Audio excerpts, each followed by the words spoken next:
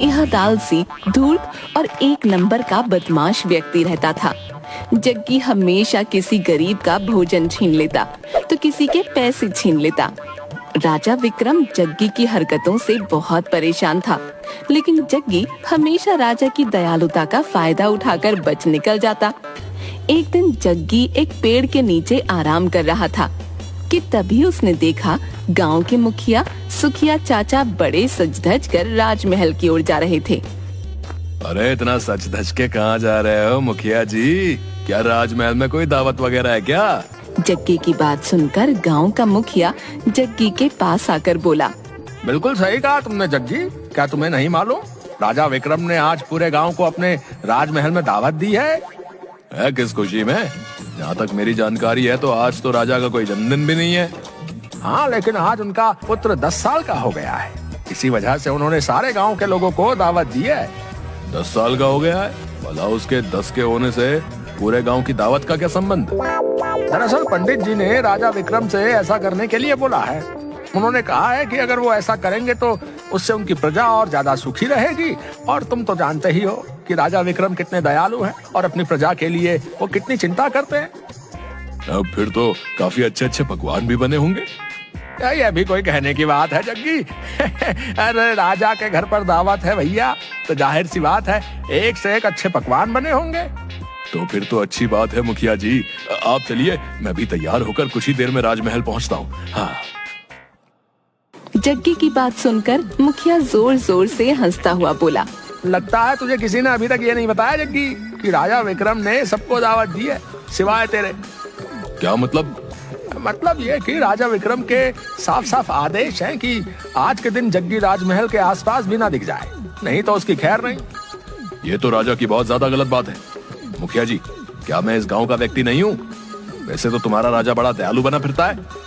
दयालु राजा वही होता है जो अपनी प्रजा को एक समान समझता है। मत भूलो जग्गी कि उसकी दयालुता की वजह से तुम आज तक बचते आए हो, वरना अगर तुम किसी दूसरे राज्य में रह रहे होते तो वहाँ का राजा कब का तुम्हें फांसी पर चढ़ा चुका होता। और सुनो, मेरी बात को मजाक मत समझना भैया, राजमहल की ओर भटक कर भी मत जाना, बता रहा हूँ। मुखिया की बात सुनकर जग्गी के चेहरे पर क्रोध झलकने लगा। देखना मुखिया जी, जिस दिन मैं राजा बनूंगा उस दिन मैं किसी के साथ ऐसा व्यवहार नहीं करूंगा। राजा और तुम, लगता है तुम अब नींद में भी सपने देखने लगे हो जग्गी है। अरे तुम्हारे जैसे मक्कार और चोर कभी राजा नहीं बनते भैया। ये हसरत अपने दिल में ही रखना, अगर राजा को पता चल गया तो आजीवन तुम्हें कारागार में डाल देगा। इतना कहकर मुखिया जग्गी का मजाक उड़ाते हुए और जोर जोर से हंसते हुए वहाँ से चला गया। जग्गी गुस्से से बड़बड़ाता हुआ अपने आप से बोला, ये राजा अपने आप को समझता क्या है? पूरे गांव को दावत दी, मुझे दावत नहीं दी। ये तो मेरी बहुत ज्यादा बेइज्जती है। लेकिन कोई बात नहीं, मैंने भी अपने ऊपर पूरी बेशर्मी लाद रखी है। मैं राजमहल जाऊंगा, देखता हूँ राजा क्या कर लेता है। जग्गी तैयार होकर सीधे राजमहल में पहुंच गया। राजमहल में अच्छे अच्छे पकवान देखकर जग्गी के मुंह में पानी आ गया।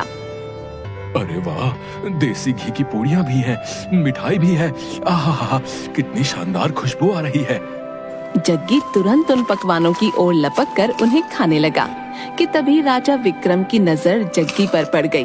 वो गुस्से से जग्गी की ओर आकर बोले, वैसे तो मैंने मना किया था कि तुम इस राजमहल के आसपास भी भटक मत जाना, लेकिन मैं जानता हूँ कि तुम एक नंबर के बेशर्म हो। मैंने अपनी जिंदगी में बड़े बड़े बेशर्म देखे, लेकिन तेरे जैसा बेशर्म मैंने कभी नहीं देखा। जी तो चाहता है कि अभी और इसी वक्त तेरी गर्दन तेरे धड़ से अलग कर दूं, लेकिन क्या करूं, आज मेरे महल में जश्न है। अब आ ही गए हो तो पेट भर कर खाना, और चाहो तो अपने घर के लिए भी ले जाना। लेकिन याद रखना, आज मेरे राजमहल में बहुत दूर दूर से मेहमान आए हैं। गलती से भी अगर तुमने कुछ उल्टी सीधी हरकत की तो इस बार मैं तुम्हें नहीं छोड़ूंगा। ये कैसी बातें कर रहे हैं आप राजा साहब? मैं अब सुधर गया हूँ। हाँ, सुधर जाओ तो तुम्हारे लिए अच्छी ही बात है। इतना कहकर राजा विक्रम वहाँ से गुस्से से चला गया। जग्गी पकवान का मजा लेने लगा कि तभी जग्गी की नजर राजा के बेटे आदित्य पर पड़ी, जो कि एक सोने के कंगन से खेल रहा था। जग्गी के खुराफाती दिमाग में तुरंत एक योजना दौड़ने लगी और वो बड़बड़ाते हुए अपने आप से बोला, अरे वाह वाह, ये तो बहुत भारी और बड़ा कीमती सोने का कंगन लगता है। अगर मैंने इसे चुराकर बाजार में बेच दिया तो मेरा तो 10 साल के खाने का प्रबंध हो जाएगा। फिर चोरी करने की जरूरत ही नहीं। हाँ। जग्गी मुस्कुराते हुए राजा के बेटे आदित्य के पास जाकर बोला, छी छी छी छी छी छी, राजा के बेटे होकर नकली सोने के कंगन के साथ खेल रहे हो। तुम्हें तो असली सोने के कंगन के साथ खेलना चाहिए। ये असली ही सोना है, पिताजी ने मुझे दिया है। यकीन नहीं आता तो इसे छू कर देख लो। लाओ दिखाओ तो मुझे। आदित्य ने वो कंगन जग्गी के हाथ में पकड़ा दिया। अरे नहीं नहीं राजकुमार, ये नकली है। इसमें तो सोने का पानी फिरा है। अगर तुम्हें यकीन ना आए तो तुम जाकर अपने पिताजी से पूछ लो। जग्गी की बात सुनकर भोला भाला राजकुमार सोच में पड़ गया। ठीक है, मैं पिताजी से पूछ कर आता हूँ। इतना कहकर राजकुमार वहाँ से दौड़ता हुआ चला गया और जग्गी इधर उधर देखकर वहाँ से खामोशी से निकल गया। राजकुमार को खाली हाथ देख राजा विक्रम ने राजकुमार से पूछा, तुम्हारे हाथ में शाही सोने का कंगन था, वो कहाँ है बेटा? राजकुमार ने सारी बात विक्रम को बता दी। राजकुमार की बात सुनते ही राजा विक्रम समझ गया कि ये सब जग्गी की ही करामात है। राजा विक्रम गुस्से से बोला, बस बहुत हो गया, आज तो इसने हद पार कर दी। राजकुमार को बेवकूफ बनाकर सोने का कंगन चुरा कर ले गया। सैनिकों को बुलाओ। कुछ ही देर में राजा के सैनिक सर झुकाए खड़े थे। जाओ, जाकर जग्गी को पकड़ कर लेकर आओ। मुझे किसी भी हाल में जग्गी चाहिए, जिंदा या मुर्दा। राजा का आदेश पाते ही सैनिक गांव की ओर दौड़ पड़े। इधर जग्गी एक पेड़ के पास उसी कंगन को निहारे जा रहा था कि तभी गांव का एक व्यक्ति वहां पर आकर जग्गी से बोला, अरे जग्गी, इस बार तो तुमने हद पारी कर दी भैया।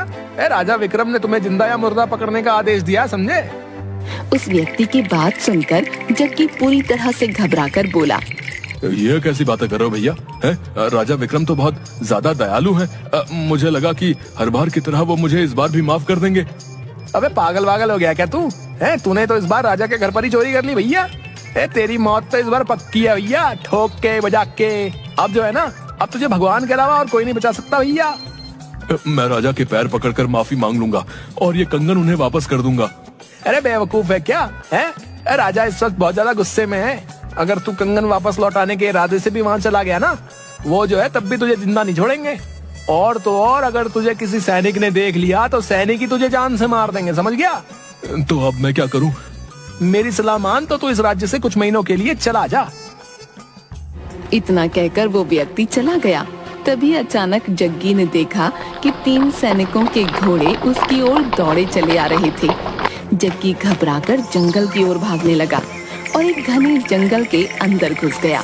3 सैनिकों में से एक सैनिक बोला, वो देखो, वो उस जंगल में गया है। चलो जंगल में जाकर उसे पकड़ते हैं।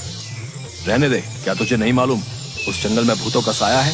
ये वहां पर जिंदा तो गया है लेकिन कभी लौटेगा नहीं। समझ लो कि जग्गी ने उस जंगल में जाकर अपनी मौत को खुद चुन लिया है। चलो जाकर राजा को सब कुछ बता देते हैं। सैनिक वहां से चले गए। जग्गी घने जंगल में दौड़ा जा रहा था। तभी अचानक जग्गी एक पत्थर से टकरा गया और वो एक तालाब के अंदर गिर गया। इधर कुछ घंटों बाद अब राजमहल का माहौल सामान्य हो चुका था। राजा विक्रम अपने मेहमानों के साथ बातचीत करने में व्यस्त था कि तभी वहाँ पर एक अजीब घटना घटी। राजा विक्रम जैसा दिखने वाला दूसरा राजा विक्रम राजमहल में पहुँच गया और राजा विक्रम को देखकर गुस्से से चीखते हुए राजा विक्रम से बोला, कौन है तू बहरूपिये, और मेरे मेहमानों के साथ तू यहाँ क्या कर रहा है? राजा विक्रम की बात सुनकर वहाँ मौजूद सभी लोग दूसरे राजा विक्रम को हैरत से देखने लगे। राजा विक्रम अपने सामने अपने हूबहू हम शक्ल को देखकर हैरत में पड़ गया। बहरूपिया मैं नहीं, बहरूपिया बल्कि तू है। क्या सबूत है कि तू राजा विक्रम है? तेरे पास क्या सबूत है कि तू राजा विक्रम है? वहाँ सभी लोग ये समझ नहीं पा रहे थे कि कौन असली है और कौन नकली। मैं ही असली राजा विक्रम हूँ। मैं यहाँ पर सुबह से अपने मेहमानों के स्वागत और सत्कार में लगा हूँ। अगर तू असली राजा है तो फिर दिखा वो शाही कंगन जिसे जग्गी झूठ बोलकर मेरे बेटे से चुरा कर ले गया था। मैंने सैनिकों को जग्गी को पकड़ने के लिए भेजा था, मगर सैनिकों ने मुझे बताया कि वो उस जंगल की ओर चला गया जहां से कोई वापस नहीं आता। इस सभा में सभी लोग जानते हैं कि राजा विक्रम कभी नहीं डरता। तेरे बेटे के सोने का शाही कंगन चोरी हो गया और तू यहाँ पर बैठकर मेहमानों के साथ गप्पे लड़ा रहा है, क्योंकि तू राजा विक्रम नहीं है। इतना बोलकर हमशक्ल विक्रम वो सोने का शाही कंगन निकालकर बोला, सुंदरनगर के वासियों, ये बहरूपिया झूठ बोल रहा है। देखो मेरे पास ये मेरे बेटे का सोने का शाही कंगन है। मैं इसे उस भयानक जंगल से जग्गी को मार कर लाया हूँ। मैं कुछ देर के लिए जंगल क्या गया, इस बहरूपिये ने आकर मेरी जगह ले ली। बस बहुत हो गया। अगर ऐसी बात है तो फिर हमारे और तुम्हारे बीच युद्ध होगा। जो जीतेगा वही असली विक्रम कहलाएगा। दूसरा राजा विक्रम भी राजा से आर पार करने के मूड में था। उसने तुरंत हाँ कर दी और दोनों के बीच युद्ध होने लगा।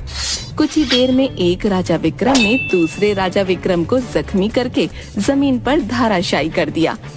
तभी वहाँ पर एक काला धुआं फैल गया और उसमें से एक चुड़ैल निकलकर जख्मी विक्रम सिंह के सामने आकर खड़ी हो गई। मैंने तुमसे कहा था बेवकूफ कि तुम देखने में भले ही विक्रम जैसे लगोगे, लेकिन आत्मा तुम्हारी ही रहेगी। बेवकूफ, राजा विक्रम असली राजा है। उसके पास युद्ध लड़ने की कला है। और जहाँ तक तुम्हारा सवाल है, तुम तो लोगों से खाना भी चोरी करके खाते हो। तुम जख्मी हो चुके हो। राजा की तलवार तुम्हारे शरीर पर पड़ चुकी है, इसलिए अब तुम अपने असली रूप में आ जाओगे। अचानक जख्मी राजा विक्रम जग्गी की शक्ल में आ गया। राजा विक्रम हैरत से चुड़ैल से बोला, ये तो जग्गी है। ये सब क्या है? बताती हूँ, बताऊंगी ही नहीं, दिखाऊंगी भी तुझे। इतना कहकर चुड़ैल ने एक फूंक मारी और सारे राज्य के सामने एक दृश्य चलने लगा। जब जग्गी जैसे ही तालाब में गिरा, अचानक तालाब में से काला धुआं निकलने लगा और देखते ही देखते उस तालाब में से एक चुड़ैल निकलकर जग्गी के सामने आ गई। जग्गी तुरंत डरते हुए तालाब से बाहर निकलकर घबरा कर बोला, कौन हो तुम? एक चुड़ैल। मैं बरसों से यहाँ तालाब के अंदर कैद थी, मगर अब मैं आजाद हूँ। बहुत सालों पहले मैं इसी जंगल में घूमती फिर रही थी। मेरी वजह से एक साधु की तपस्या भंग हो गई थी। उसने मुझे श्राप दे दिया और मैं इस तालाब के अंदर कैद होकर रह गई। उस दिन के बाद जब भी कोई इस तालाब के नजदीक आता तो मैं उसे मार देती। क्या तुम मुझे भी मार डालोगी? नहीं, मुझे तुम्हारी वजह से ही आजादी मिली है। मैं उस साधु के सामने बहुत रोई। आखिरकार उसे मुझ पर तरस आ गया। उसने मुझसे कहा कि जब भी कोई धूर्त व्यक्ति हाथ में सोने का कंगन लेकर अचानक इस तालाब में गिरेगा तो तुम इस तालाब से आजाद हो जाओगी। और देखो, मैं आजाद हो गई। बता क्या इच्छा है तेरी? मैं तेरी एक इच्छा पूरी करूंगी। यानी मैं जो कुछ भी मांगूंगा तुम उसे पूरा कर दोगी? हाँ, मैं उसे पूरा कर दूंगी, लेकिन सिर्फ एक ही इच्छा। उस सुंदर स्त्री की बात सुनकर जग्गी बड़बड़ाता हुआ अपने आप से बोला, यही सही मौका है राजा को सबक सिखाने का। उस राजा ने मुझे जिंदा या मुर्दा पकड़ने का आदेश दिया है। अब मैं उसे सबक सिखा कर रहूंगा। मैं चाहता हूँ कि मेरा चेहरा और मेरा शरीर सुंदरनगर के राजा जैसा हो जाए। इसी वक्त जैसा राजा विक्रम है, मैं हूबहू उसके जैसे हो जाऊं, उसके शाही कपड़ों से। जग्गी की बात सुनकर चुड़ैल हंसते हुए बोली, बेवकूफ मानव, इससे तुझे क्या हासिल होगा?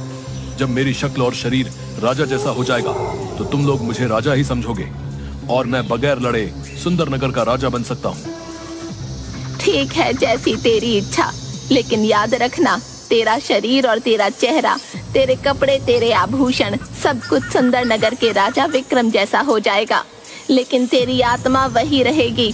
ध्यान रखना, अगर तू किसी असली राजा की तलवार के हाथों जख्मी हो गया तो तू अपने असली रूप में आ जाएगा। और देखते ही देखते जग्गी का शरीर राजा विक्रम में परिवर्तित हो गया। अब जग्गी हूबहू राजा विक्रम में बदल गया। जग्गी अकड़ता हुआ राजा के राजमहल चल पड़ा। दृश्य समाप्त हो गया। मैंने इसे चेतावनी दी थी, पर ये एक मूर्ख व्यक्ति निकला। इतना बोलकर चुड़ैल गायब हो गई।